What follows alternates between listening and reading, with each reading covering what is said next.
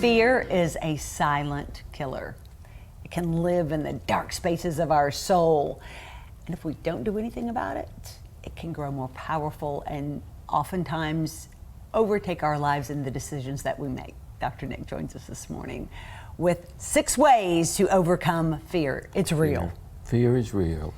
Fear is real. Fear is probably, and I think we've talked about it before, the most primitive and the most powerful primary emotion that we just fear. We're survival oriented. So, the primitive mind. So first going of all, into 2017, let's go going into it. Let's say that it's real, okay, and then let's say, okay, we can still overcome it. We can jump. Do that. Well, the first one, Whitney, which is the most obvious, is that whatever it is that we're doing or engaging in or getting ready to approach, we have to love it. There has to be a passion. There has to be a natural kind of bliss, inclination, which is why I always tell parents, watch what your children are naturally inclined to do, right? If they're inclined towards math or reading or writing or fixing things or taking things apart, we have to love it. We can't be driven by success or the next ring on the ladder. Right, like don't go to medical school because you want to be rich, a rich doctor. Right. Or don't go to be an attorney to law school because you want to have a lot of money. Right, exactly. Because you'll never be happy. Is that what I'm hearing? You have to love it. You have to love it. Because when you love it, it really doesn't matter if you fail or you succeed, because you never fail. You can't fail when it's something that you enjoy. Makes sense? It makes perfect sense. I just look at my music. I can't fail at it. I'm having too much fun doing it. Yes.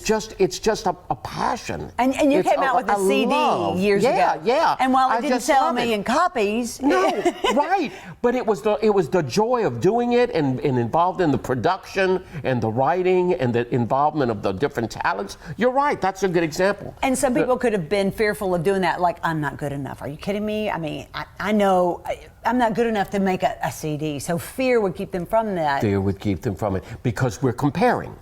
Oh, right. See, instead of loving it, we're thinking about all the other things: success, comparison, what will these people think, or what's going to happen if it doesn't do well, or what am I going to do about the critics that maybe don't like what I'm doing? Or again, I go back to failure. What if I can't do it? And another one is, I think, really, really important, but hard, and that's to live your life. And when I say live your life, I'm talking about what Jung did so well by teaching us individuation. We have to break from our parents and our family. Not break in the sense of we don't love them, but break in the sense that it is my life. You gave me this life. You brought me into the world. As Khalil Gibran says, the parents are the bow. And the children are the arrow, and you want them to soar. I love that image. So that, and I'm not saying that children shouldn't be involved with family work. I'm saying that there's an emotional detachment. You may not be happy, Dad. I'm really thrilled with the way the business is operating today.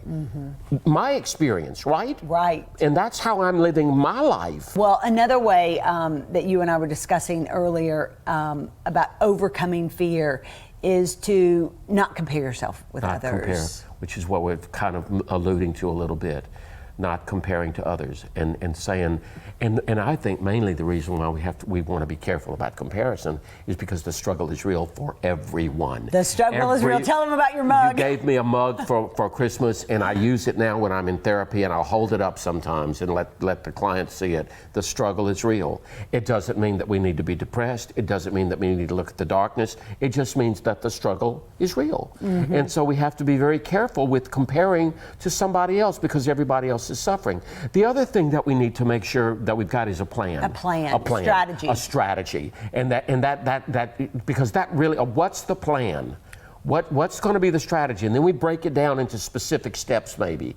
Okay? And those steps make it a little more palatable. Palatable, doable, reachable. But the plan can change as circumstances change, but there's a plan, and that ties in with another kind of concept that goes with it: progress, not perfection. Not necessarily journey versus the goal, but taking the proper steps, apprenticeship, learning it, taking one step at a time, building on what you know and what your expertise is. So, you know, and realize too, right? It's going to take a while. It's going to take a while. It's not going to be overnight. It's a long road. It's going to take a while. But I mean, I would think that and it's not bragging. I would think that there are some things that you do that you just do naturally that people say, wow, how much time did you spend planning that? And you're like, 40 years. I like that answer. Yeah, right. 40 years.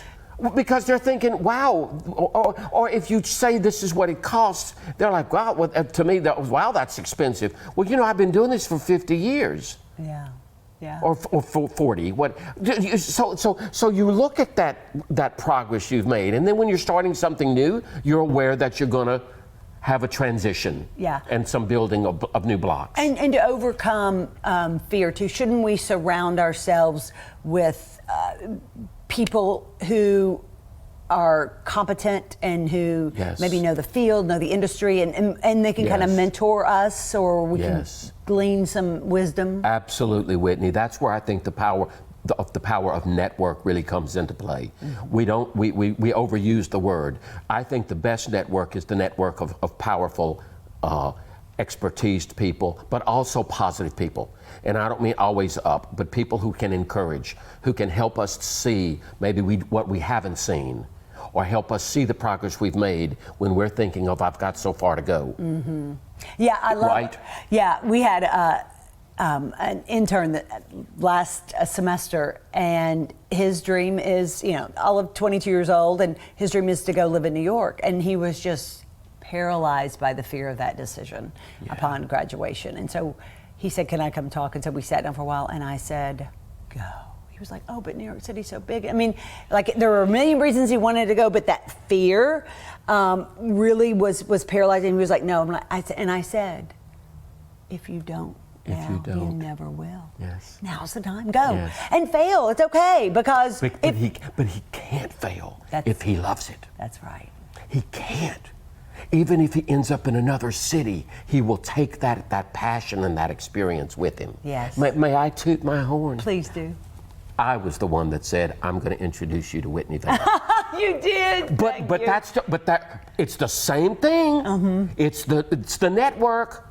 You're right. He reached out and said, I'm interested. I said, I'm going to introduce you to Whitney Vann. He wanted to come see one of our segments. He wanted to see one of the segments. I said, and he said, oh, no. And he was fearful of that. He was fearful of that. Like, I can't be around her. I mean, how would I say? What would I say? You know, but it's having that little push. That's where mentorship is so important. And the mentoring can happen, you know, on a phone call, in a one visit in a grocery store. Absolutely. Just to give that little push that people need. Just that little push. Follow it. My niece is on her way to New York, 21. Is she really? 21. Oh. She's leaving next week. Well, we need to make sure that Daniel and your niece connect in New York. Absolutely, because they can encourage each other. They can encourage each other. That's great. Well, thanks so much. Good to be with you. Ways to overcome fear. Ways to overcome fear. Make it a better year. And a more powerful year for sure. Yes, indeed. More Weekends with Whitney after this.